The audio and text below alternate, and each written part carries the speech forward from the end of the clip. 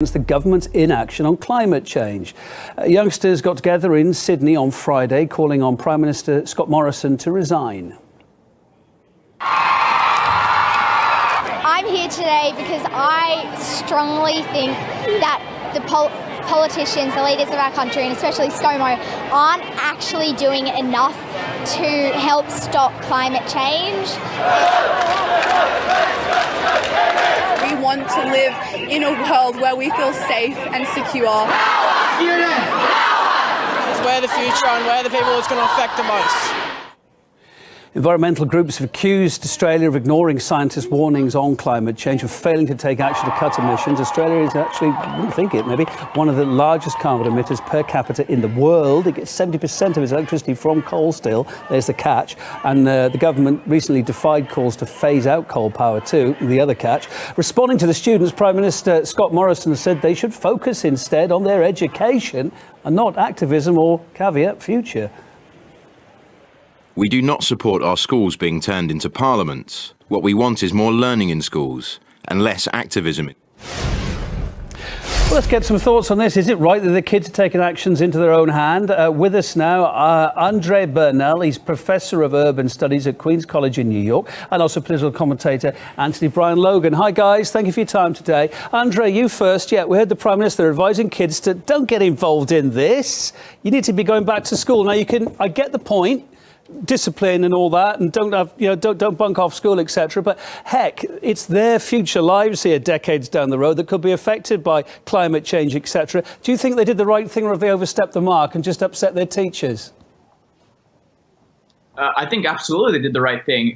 What the Prime Minister said, I believe, really speaks to different paradigms and understandings of what education is for. Like you mentioned yourself, some people view education as just being about discipline and following orders and deferment to authority. But others happen to view education as about personal development, about understanding your society, and about being engaged socially and politically in the world that you inhabit. So I think it's fantastic and really inspiring to see these students take initiative and start to view the importance of this issue, which is going to affect their livelihoods and all of our livelihoods, but in particular them as they get older, moving into the future in a world where climate change is already having an impact.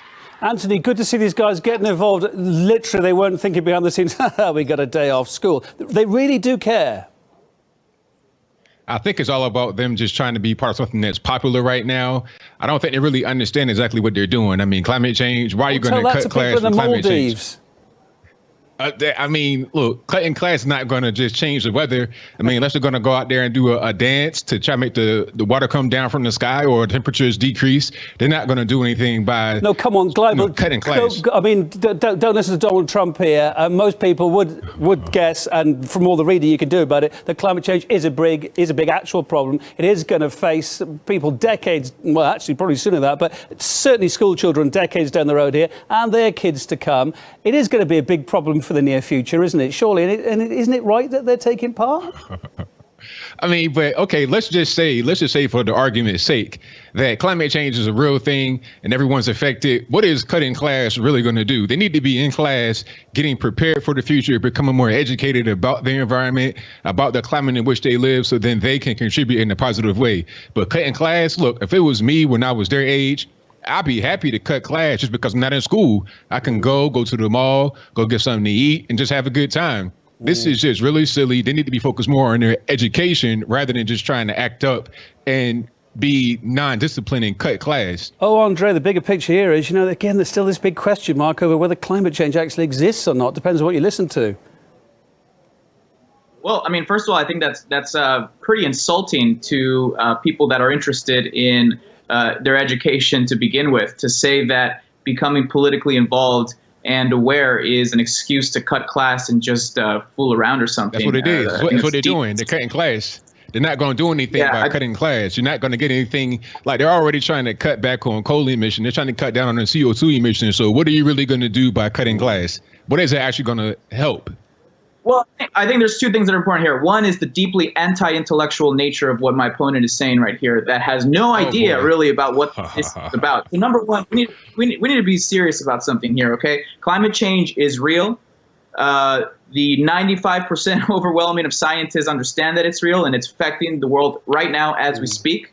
And it's going to be affecting the world in a much more serious way by the time these students get older. Okay, so becoming politically involved and disrupting the status quo is something that we have used to gain civil rights all around the world, all throughout history. The reason that many communities and climate change, good Lord, absolutely, man, oh man, absolutely, that was a hard detour right there. I tell you. Are you just telling me for a minute you don't believe in climate change? By the way, I'm getting that impression. I mean, not really. I'm a climate skeptic, and I have the right to do that because you say 95% consensus. Well, there is a 5% non-consensus that says that they don't really believe in it. So do you just call those 5% of people that are scientists, that are actual legitimate people, do you just call them heretics? Do you say they're idiots? Do you say they're buffoons? Or do you say that they have a different opinion than the majority? Yeah, no, I get your point there. What about the reaction of Prime Minister Scott Morrison saying these kids should focus on education, not activism? But, it's more than activism. If climate change is true, it's these guys' future, isn't it? And surely they, kids are intelligent. They get a picture early on in life. They're probably worried. Well, this is not going to do anything. I mean, we're cutting class. You're just skipping school and you're going to go protest. Okay, like, what are you really protesting? Are you protesting the sun? Are you protesting the wind? Are you protesting water? Make the politicians what are you really prick their ears up maybe and do something about it, especially as far as Australia is concerned, because it burns a heck of a lot of coal. Do you think that's wishful thinking or not, Andre?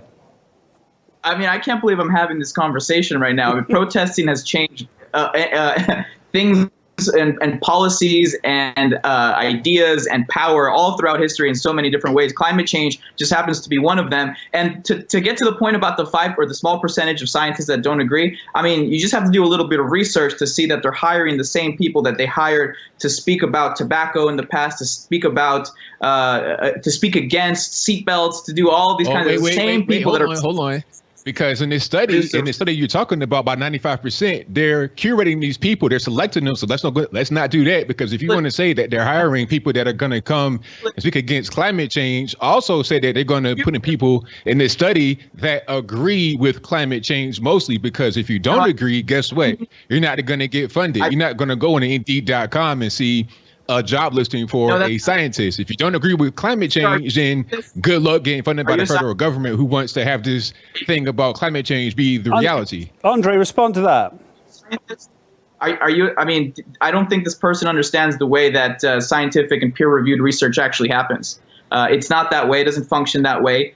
People all across the disciplines are arguing all the time. This happens to be something that has overwhelming consensus based on scientific methodology and not based on just popular opinion. But what we do see is that some institutes are being funded to produce science skepticism by the same people that produce skepticism about the dangers of tobacco in the past. This is well documented. And either way, I mean, even if it wasn't true and if it wasn't the case, in something like scientific analysis, 95%, and it's probably higher than that, is unbelievably overwhelming. And this is something we don't want to play around with. And going back to these kids coming out of school, Anthony, isn't it just nice that people, if nothing else, these youngsters that are tomorrow's politicians, that are tomorrow's parents, are getting involved in what they maybe see as their civic duty, their world duty for their kids down the road, and taking part in something that does matter to such a lot of people?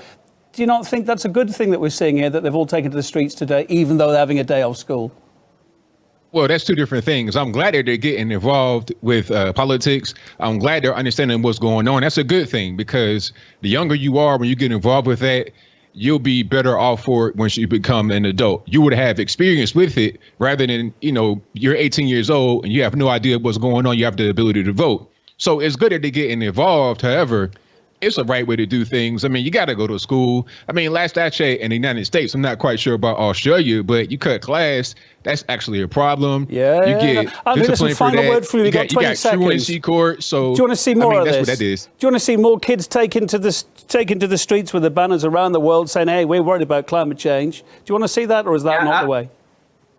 Absolutely. That's absolutely the way. And I think what my opponent here is talking about is a prison to pipeline system we have in the United States that's focusing on authority, focusing on punishment, and putting a bunch of people, particularly students of color, in prison for all kinds of social issues affecting their lives. So that's the situation we're in. And obviously, we have a very anti-intellectual environment here in the United States, as you can see from my opponent, who has no clue what he's talking about when it comes to climate change. You two make a great program. We've got to leave it for now. Andre Bernal, Professor of Urban Studies at Queen's College in New York, and political commentator Anthony Bryan.